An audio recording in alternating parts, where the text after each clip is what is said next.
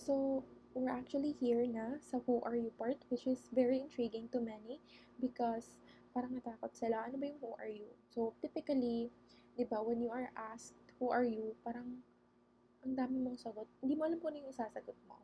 So, ikaw, what do you usually say when you are asked who are you? You state your name, your position, your age, where you're from, your location, your job, I don't know.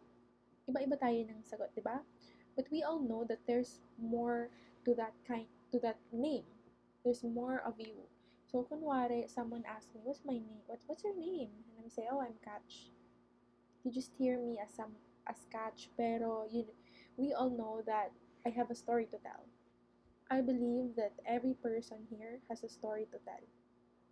And we're going to tackle about that, and it really is something na related sa branding. Okay. To start, I will be giving you an example. Okay? So me, as a person, si Catch, me, I want myself to appear as conservative, respectful, and a kind person.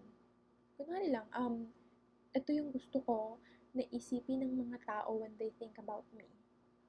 So, yun. So, those are the traits I want people to think of when they see me. Parang, uy, andyan ba si Kat? Oo, uy, mabait yan. Ano yan? Very conservative, tsaka respectful na bata. Yun, di ba? So, yun yung gusto ko. So, that means that's my brand positioning. That's what I want people to think of or to see when they're with me and when they hear my name. But what my brand really is what they see and experience when they are with me. So, dalawang magkaibang bagay yun. So, let's further talk about it. For example, they met me once. Of course, dahil nga sabi ko, di ba, gusto kong maging conservative, respectful, and kind person to them. Or gusto ko, yun yung image ko. If they met me once, so I'll keep showing it na parang conservative ako, na respectful ako, na bless ako, na parang iba nag-offer ako ng seat kasi yun nga, respectful with all the manners and very kind, nagbibigay, tumutulong, ganun. So yun yung paninindigan ko na traits kasi yun yung mga traits na gusto kong maalala ko eh. So, yan. What if isang araw they saw me kind, conservative, ganun, mabait, tumutulong, and then the next day, they saw me irritable, snob at maarte. So people will likely get confused. Ano ba talaga si Catch? Snob ba talaga siya? Maarte ba? Mabait? Kasi kahapon ang bait-bait niya, pero kanina ang bad trip. Baka bad trip lang siya ngayon. Pero ano eh, parang ano siya, parang ganun. So basically, if you're building a brand or if you want to maintain an image, you have to be consistent. So yun yung sinabi ko kanina na gusto ko maging conservative, respectful, and kind si Catch. Pero, hindi ko nagampanan. And that means I failed as a brand. Because, yun yung brand positioning ko sana, pero hindi yan yung nai-experience ng mga tao sa akin. So, that's branding. Another example is that you love this eco-friendly brand. Example lang, it's an eco-friendly brand that supports, cruelty-free makeup. They sell organic food. Everything's organic and they care about the planet. And then one day, sobrang mahal mo sila, yung brand na yun, every product sinusuportan mo because of course, you are someone who loves the environment and the Mother Earth. And then, what if one day suddenly, they sell something that destroys the earth? Or they are adding plastic in their packaging, something na ganun. So, it's not aligned with their branding na. Kasi, of course, as an environmental friendly brand, they need to stick with their brand traits na they care about the nature, they use eco-friendly products, or they use eco-friendly packaging, mga ganun. So, pag one day, yung gustong-gusto mo na brand na nagsasal ng eco-friendly products ay biglang nagbenta ng something not aligned, of course, what will happen? You will likely hate the brand, you will likely hate the products. Hindi, wala ka na. Kasi you're doing something that they're not, supporting, or they're not aligned. So remember that people choose your brand because of those traits. So if you leave those traits, kung hindi mo na siya gagawin, yung traits, or hindi mo na yun papanindigan, they will most likely leave you. Along having with brand traits or personality, it is also very important to have consistency. Example, mayroon kang nadaanan sa kanto na nagtitinda ng tempura or fishball, whatever it is. And then, nadaanan mo siya nung March 1. Then, pagdaan mo nung March 2, andyan pa din siya. Then, napadaan ka na naman March 3, andyan na siya. So, dahil lagi mo siyang nakikita at the same time, every single day, mapupunta na sa isip mo or tatatak na sa isip mo that there's someone who sells fishball or tempura dun sa kanto. Right? So, if one day gusto mong kumain ng fishball, you will know where to go na. Kasi you saw it na eh. Andyan na siya. Nakapwesto na siya dun. Right? Or if may kakilala kang kaibigan or friend or family member who wants to eat fishball, then, oy, punta ka sa kanto, may fishball dun. So, they can refer you. Kung hindi sila bibili, then at least they can refer you, right? That's still a client or a sale, right?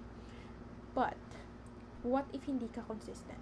What if si Kuya Fishball, March 1 andyan, March 2 andyan, March 3 wala, March 4 wala, and then March 5 andyan? So, hindi siya consistent. Hindi consistent si Manong Fishball dun sa kanto. So, what happens if ganun yung nangyari? You're likely to be unsure kung andyan pa siya, or naputo na, or nagserado na ba, diba? So, you will get confused. Uy, pag may nakarinig na, uy, bibili ako ng fishball, saan kaya? So, you as someone who saw it, sasabihin mo lang, ay, di ako sure pero may nakita ako doon. Pero di ako sure kasi wala siya kahapon eh. So, that's the power of consistency. If people see you always in their feed, on Facebook, on social media, they're likely to trust and remember you. Okay? Goods na tayo?